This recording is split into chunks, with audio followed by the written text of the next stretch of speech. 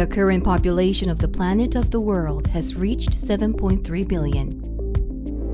Already 10 years ago, producing enough food for 12 billion people, yet still 10 billion people on Earth die from chronic malnutrition. Among these, 35% in Africa, 18% Asia, 14% in Latin America are suffering from chronic malnutrition. Astoundingly, a total of 550 million people still suffer from hunger.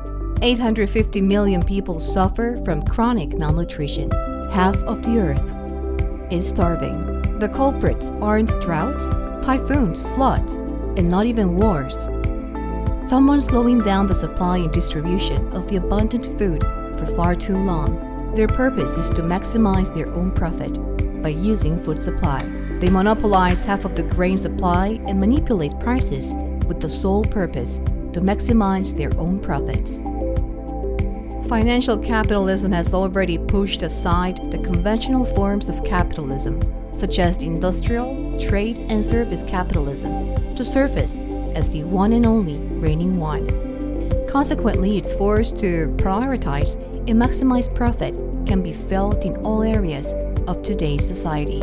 Undeniably, the rise of the stocks related to food prices from all over the world is leaving a trail of devastating consequences for world hunger.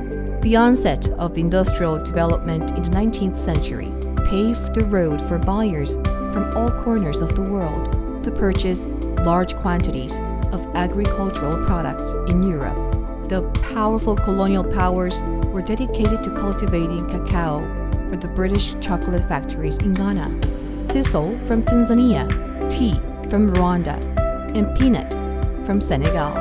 Those countries eventually celebrated their independence, but they still find themselves harvesting and selling a single item at a much lower price than the standard exports. In September 2000, the then UN Secretary Kofi Annan had gathered the heads of states of 192 countries.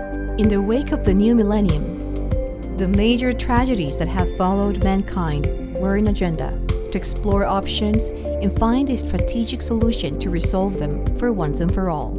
Titled the Millennium Development Goals, and the first one was to reduce in half the number of famine victims by 2015. There was strong resistance. From 2008 to 2012, the number of victims catapulted, doubling the price of stocks related to food prices, especially becoming catastrophic to poverty-stricken areas. In September 2015, the Secretary General Ban Ki-moon, just like his predecessor, was infuriated by the world crisis and set forth a new strategy. At a place where heads of states and governments were present, the Agenda 2030 and urgent reforms to be made were presented. This meant war against the invisible force of 17 different calamities these countries had to fight for 15 years. The set goal was not to reduce the number of people starving to death, but to stop for once and for all the genocide.